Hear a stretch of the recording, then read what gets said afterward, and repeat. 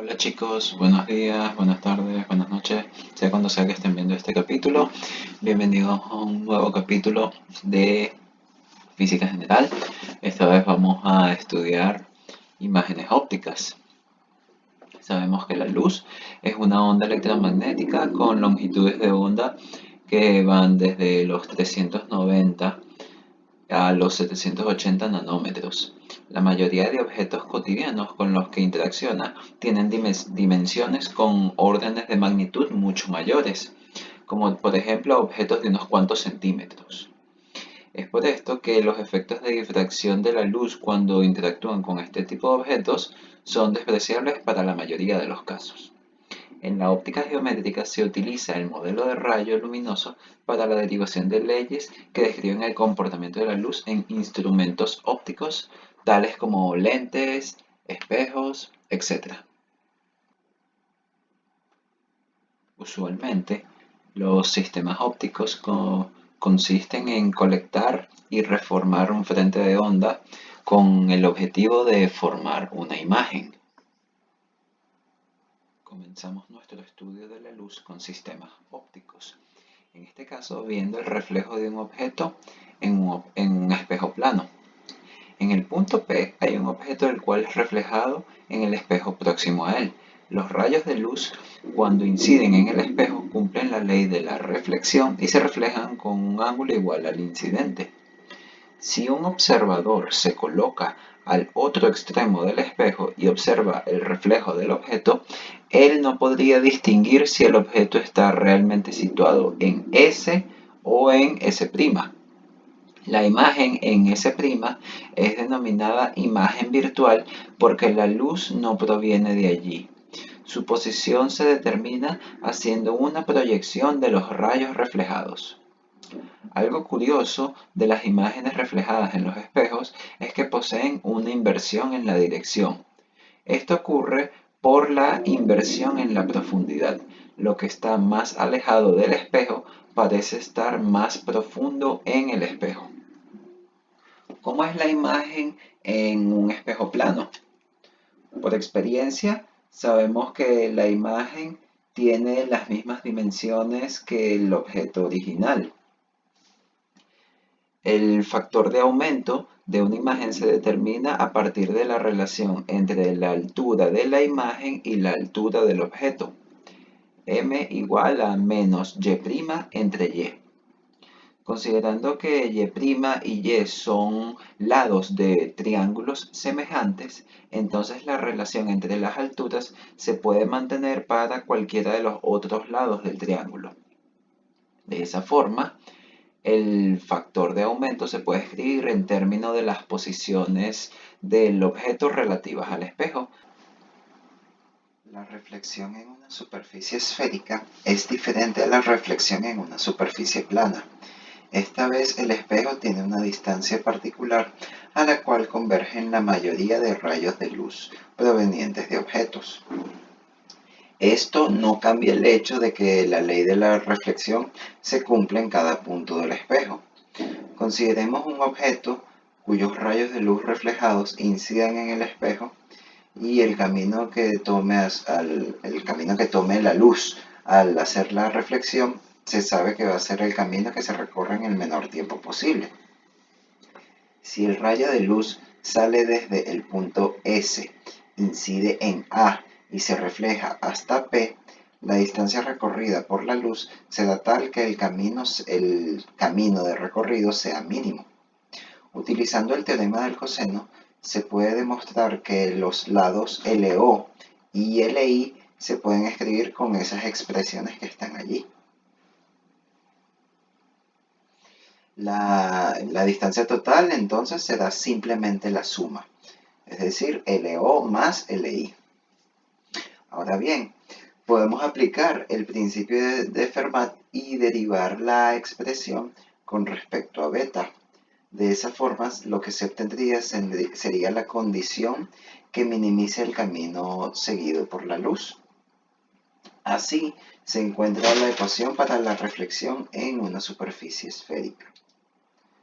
Considerando que los rayos de luz incidentes son rayos paraxiales, Las distancias LO y LI se pueden aproximar a las distancias SO y SI. De esa forma, la ecuación de reflexión en una superficie esférica se simplifica a la ecuación de un espejo esférico. Los parámetros de la ecuación encontrada relacionan la posición del objeto y la posición de la imagen, ambas relativas al vértice del espejo, con el radio de curvatura del espejo. Analizando la ecuación, se puede encontrar una serie de reglas para trazar la reflexión de algunos rayos particulares. Si se colocara el objeto en el infinito, uno encuentra que la imagen se forma en el foco. Lo particular de colocar el objeto en el infinito es que cualquier rayo de luz que provenga del objeto será paralelo al eje óptico. De esa forma se encuentra que cualquier rayo de luz que sea paralelo al eje óptico obligatoriamente se refleja pasando por el foco. Si ahora consideramos que el objeto se coloca en la distancia focal, es decir, en la posición R medios, entonces uno encuentra que el inverso de la posición de la imagen tiende a cero. Eso solamente es posible si la imagen está ubicada en el infinito. De esa forma encontramos la segunda regla. Un rayo de luz que pase por el foco va a proyectar una imagen en el infinito. Por lo tanto, el rayo de luz reflejado será paralelo al eje óptico. Finalmente, si el rayo de luz incide con un ángulo de 90 grados en el espejo, entonces se va a devolver por la misma dirección de incidencia. Eso da la tercera regla. Un rayo radial se refleja regresando por la misma dirección. Los lentes son sin duda los instrumentos ópticos más utilizados por los seres humanos. En forma general, un lente es un aparato refractante que reconfigura una distribución de energía dada. La reconfiguración de la energía de las ondas depende de la forma que adquieran los frentes de onda. Algunas veces es conveniente que los frentes de onda se propaguen en una dirección en particular, como en linternas o proyectores. En otros casos es conveniente concentrar toda la energía de la onda en un solo punto en particular, como por ejemplo en un telescopio o en una lente para quemar. Antes de conocer la propagación de la luz en lentes, vamos a analizar la transmisión de la luz a través de una superficie esférica. De igual forma como se procedió para calcular la ecuación de un espejo esférico, se puede calcular la trayectoria que sigue el haz de luz en la refracción de la superficie esférica. Como esta vez hay un cambio de medio, el camino óptico viene dado por el producto de la distancia recorrida por la luz en el índice de refracción del respectivo medio. La aplicación del principio de Fermat para minimizar el camino óptico lleva a la ecuación de refracción en una superficie esférica. Luego, la consideración de rayos paraxiales lleva a la ecuación de refracción de rayos paraxiales.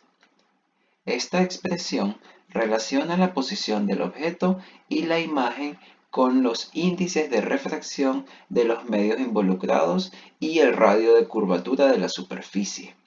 Esta expresión es la clave para estudiar la propagación de la luz en lentes, ya que las superficies refractantes de los lentes son esféricas. Los parámetros involucrados en la ecuación tienen la siguiente convención de signos para una superficie convexa. La posición del objeto, siempre y cuando esté a la izquierda del vértice del espejo, de la superficie refractante, se considera positiva. El radio de curvatura tiene que estar del lado derecho del vértice del espejo. En ese caso sería el radio positivo. La imagen se forma dentro del medio refractante. De esa forma también se considera positiva. Una lente Es un elemento con dos superficies refractantes y que al menos una de ellas sea curva. Normalmente las superficies están centradas con respecto a un eje común denominado eje óptico. Dependiendo de la forma y de la superficie y de los índices de refracción del medio y de la lente, las lentes pueden ser de dos tipos, convergentes o divergentes. En la figura se tienen ejemplos de lentes convergentes y divergentes para casos en los que el índice de refracción de la lente sea mayor que el del medio y casos en que no. Fíjense que una superficie convexa produce una lente convergente cuando el índice de refracción de la lente es mayor que el índice de refracción del medio. En cambio, una superficie convexa produce una lente divergente si el índice de refracción de la lente es menor que el índice de refracción del medio. Allí, bueno, están todas las figuras, todas las combinaciones posibles para que uno vea cómo se comporta la refracción de la luz dependiendo del tipo de superficie que tenga. Considerando ahora dos superficies refractantes esféricas, el comportamiento de la luz se puede describir utilizando la ecuación de refracción en una superficie esférica dos veces. Primero en el punto B1 para la refracción aire-vidrio y después en el punto B2 para la refracción vidrio-aire. Es importante considerar en cada caso que por lo menos en la refracción aire-vidrio, el primer medio es el aire, el segundo medio es el vidrio, y después en la segunda, pues el primer medio es el vidrio y el segundo medio es el aire. Considerando eso, uno puede sumar esas ecuaciones y escribir la posición objeto 2, es decir, la posición del objeto para la segunda superficie, uno la puede escribir en términos del grosor de la lente. Cuando uno hace eso y después considera que la lente es delgada y uno toma el límite cuando ese grosor tiende a cero, uno encuentra la ecuación para lentes delgadas. En esta ecuación, pues podemos ver que tiene una estructura similar a la ecuación de un espejo. Por el lado izquierdo están la suma de los inversos de la distancia del objeto y de la distancia de la imagen. Y del lado derecho tenemos todo un factor que tiene unidades inversas a la longitud y su interpretación sería una distancia focal para la lente. Analizando un poco más la ecuación para una lente delgada, si uno considera una serie de rayos específicos de una forma muy similar a como se hizo en el estudio de los espejos, uno encuentra las reglas para el trazado de rayos paraxiales en la refracción de una lente. Si uno coloca el objeto muy alejado de la lente, el rayo de luz será paralelo al eje óptico. Al refractarse en la lente, se refracta pasando por el foco. Igualmente, si uno coloca el objeto en el foco de la lente, su imagen se proyectaría en el infinito. Por lo tanto, el rayo refractado se refracta paralelo al eje óptico. O sea, un rayo que pasa por el foco se refracta paralelo al eje óptico. Y en el último caso, un rayo que incide en todo el centro de la lente no sufre refracción debido a que los vértices de la lente se pueden considerar como planos paralelos y como la lente es bastante delgada, ese corrimiento que va a tener el haz de luz es prácticamente despreciable. Hablemos ahora de sistemas ópticos biológicos, como por ejemplo el ojo. El ojo es prácticamente una esfera gelatinosa contenida en una coraza flexible llamada esclerótida. Esta coraza cubre todo el ojo excepto la parte frontal, en donde se encuentra la córnea. La córnea es lo transparente del ojo, en la parte frontal y la esclerótida es la parte blanca. Una vez que un rayo de luz incide en el ojo, la córnea sirve como el primer y más fuerte lente convergente del sistema. La mayor parte de la desviación de los rayos de luz ocurre en la interfaz aire-córnea. Un dato curioso es que el índice de refracción de la córnea es bastante parecido al índice de refracción del agua. El índice de refracción de la córnea es aproximadamente 1.376 y el del agua es aproximadamente 1.33. En parte esta es una de las razones por las cuales se hace complicado ver debajo del agua, porque la luz se refracta poco. Bueno, la luz cuando pasa a través de la córnea entra a una cámara que tiene un fluido que se denomina humor acuoso. En este fluido la luz sufre una pequeña refracción debido a que su índice de refracción es bastante parecido también al de la córnea, entonces no detecta mucho un cambio de medio y por lo tanto se refracta poco. Y en ese momento la luz pasa a una siguiente cámara que es donde se controla la apertura de luz hacia el ojo. Esa cámara es donde está ubicado el iris. El iris está formado por una serie de músculos circulares y radiales y esa parte de los músculos son los que le dan el color característico a los ojos. Hay iris de color azul, iris color marrón, iris color verde, etc.